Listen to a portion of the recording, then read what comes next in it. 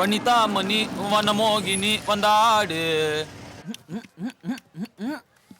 அப்புறம் என்ன விசேஷம்? யார் வந்துக்கிறா காலங்காத்தால? யாரையும் நீ பார்க்க முடியாதுன்னு சொல்லிட்டு ஆபீஸ் லீவு. மத்தியானம் சாப்பாட்டுக்கு கொல்லியா விட்டு போகணும். முதலியார் கொடுக்க சொன்னாரு. வந்துச்சா? வராதுன்னு நினைச்சேன். இதான் மகாலட்சுமி வந்த நேரம். இதை எடுத்துன்னு போய் செல்விட்ட கூத்துரு. என்ன? அண்ணன் கொடுக்க சொன்னார்னு சொல்லு. சரிப்பா. டேய், கல்யாணம் ஆயிடுச்சா உனக்கு? ஆடா பாவி, ஆடா பாவி, சீக்கிரம் கல்யாணத்தை பண்ணுடா. என்ன சுதந்திரமா அது? நேத்து ராத்திரி நமக்கு ஃபர்ஸ்ட் நைட்டு அப்படி அப்படி தொட்டாப்பா.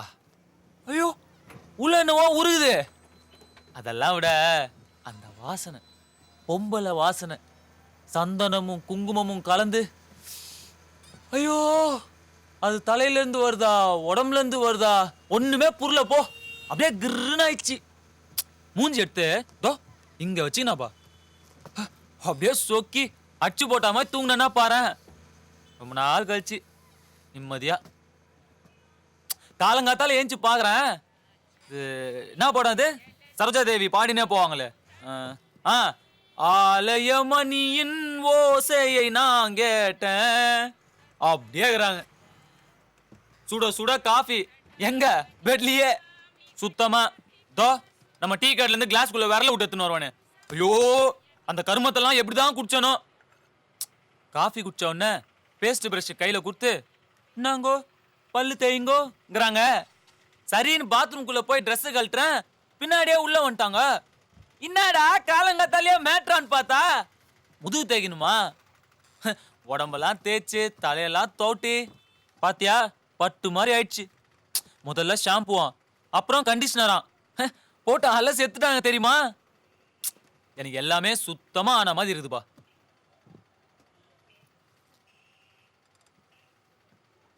என்னங்கடா நான் பாட்டுக்கு பேசினே இருக்கிறேன், யார் மூஞ்சிலையும் சந்தோஷத்தையே காணோம். டேய், இதா பிரச்சனையா? உங்களை தாண்டா கேக்குறேன், இதா பிரச்சனையா? மணி என்ன மணிக்கு? மணி மூர்த்தி கிட்ட போய் சேர்ந்துட்டான்.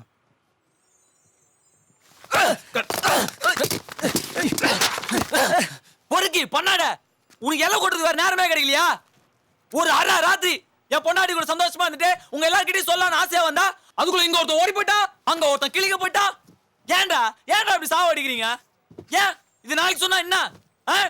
இப்பவே எல்லாத்தையும் சொல்லி நான் கையில கத்தி தூக்கின்னு ஓடணும். இந்த சட்டம் முழுக்க ரத்தக்கரை ஆயிடணும். மஞ்சள் இருக்கக்கூடாது, சந்தனம் இருக்கக்கூடாது, வாசம் வரக்கூடாது. அப்படியே நான் ஆடு வெட்டுற மாதிரி ஆயிடணும். அப்படிதானே குமாரு? நீ என்ன சொல்ல போற? வரையவா எங்க போய் சேர்ந்துட்டான் சொல்லு. அது இல்ல, அப்புறம் கிருஷ்ணவேணி வந்திருக்குது.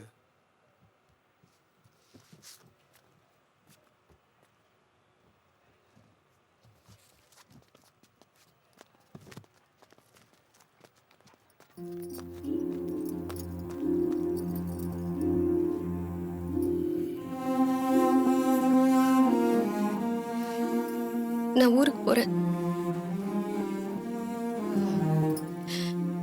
என்னைக்காவது ஒரு நாள் என்னை கூப்பிட்டு வச்சு தாலி கட்டி கொடுத்துரும் பண்ணுவேன்னு எதிர்பார்த்தேன்.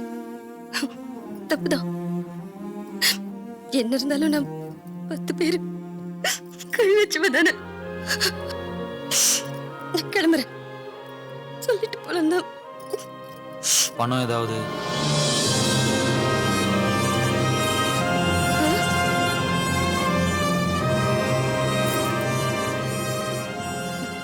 கொடுத்ததே நிறைய இருக்கு. வரேன்.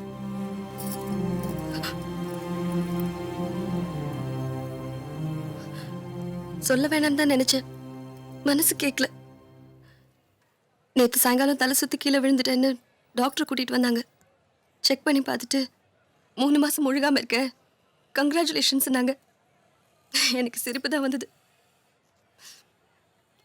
இன்னும் முடிவு பண்ணல வச்சுக்கலாமா வேணாமான்னு. நீ என் கூட இருந்தா பரவாயில்ல, இல்லைன்னு வச்சுக்க எல்லாரும் அதை பையன் கூப்பிடுவாங்க. எங்க ஊர்ல கலைக்கிறதுக்கெல்லாம் வசதி இருக்கான்னு தெரியல. பாத்துக்கிறேன். வேற என்ன பேசுறது? அடுத்து அழுகுதான் வருது. தனியா போய் அழணும் பாரு. அவ்வளவு தூரம் தனியா தானே போகணும். 1000 கிலோமீட்டர் பஸ்ல அழுதுகிட்டே போறேன்.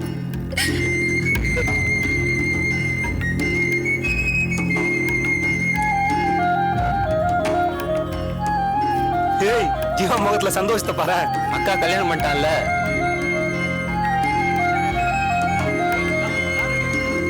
நான் கர்ப்பமா இல்லைன்னா கல்யாணம் பண்ணிருப்பியா?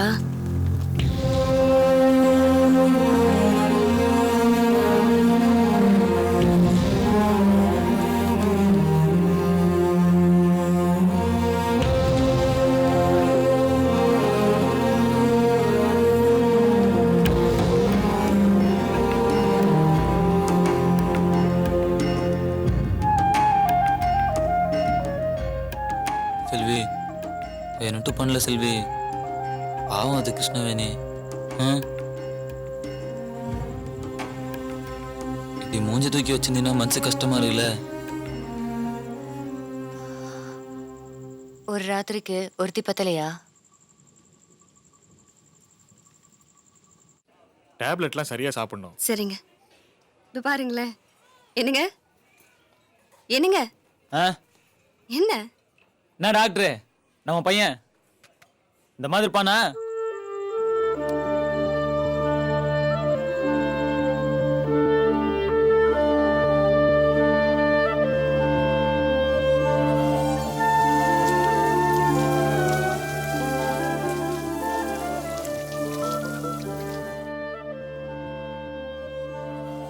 ஹாஸ்பிட்டல்ல என்ன சொன்னாங்க? ஆண் குழந்தையா பொன் குழந்தையா? ஆளே மாறிட்டீங்க. ம், அவ கூடவே இருந்து பாத்துக்கிறீங்களா? ஹாஸ்பிட்டலுக்கெல்லாம் கூட்டிட்டு போறீங்களா? பழைய முரட்டுத்தனத்தையே காணும். குழந்தைன்னா அவ்வளோ இஷ்டமா? எனக்கே புரியல செல்வி. இது ஏதோ புது சந்தோஷமா இருக்குது. சம்பாதிக்கிற காசுக்கெல்லாம் ஒரு அர்த்தம் ஒண்ணும்ல. என்னென்னவோ யோசிச்சு நிக்கிறேன். என் அப்பன் சரியில்லாம தான் நான் இப்படி ஆனேன். அப்ப என் புள்ளைய நான் எப்படி வளர்க்கணும்? அவனுக்கு இந்த மாதிரி ஒரு இடம் இருக்குன்னே தெரியக்கூடாது. ஃபாரின் அனுப்பிச்சிருவேன். யோசிச்சு பாரு, அவன் திரும்பி வந்து என்கிட்டயே தஸ்கஸ்பஸ்ன்னு இங்கிலீஷ்ல பேசுவான். எனக்கு ஒண்ணுமே புரியாது. சர்தாம்பா அப்படின்னு கேட்டுக்க வேண்டியதான். உங்க கூட இருக்கிறவங்க எல்லாம் ஏதோ பேசிக்கிறாங்களே, கவனிச்சிங்களா? என்னது? இது நிஜமாவே உங்க குழந்தை தானே?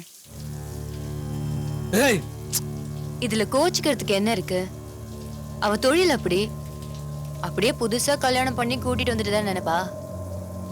என்னமோ உங்களுக்கு நம்பிக்கை இருந்தா சரி. நாளைக்கு எவனா அது உங்க முதுக்கு பின்னாடி சிரிக்கூடாதுல்ல. யாருக்கு தெரியும்?